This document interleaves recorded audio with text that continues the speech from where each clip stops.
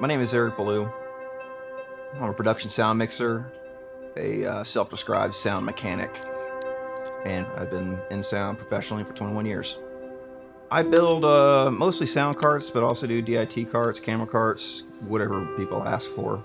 As a production sound mixer, I'm basically tuned for doing features, but I also do commercials and specialty extreme, sometimes concerts and live music video. For me, I try to lean heavier on the shotgun, but if I have to go to lav, I need a lav that's going to sound as natural as a lav can be. And obviously it's also kind of your safety net as well, so good lavs are damn important. The W.Lav Micro, my initial impression was just how small it was for a lavalier wire. That's the thinnest lavalier wire I've ever seen. You're going to be able to get that into costumes that maybe other mics might not necessarily be able to go. That's going to be a microphone that I'm going to be able to fish through people's hair. That is a pretty remarkable amount of flexibility in my opinion. In my tests, I'm pretty impressed.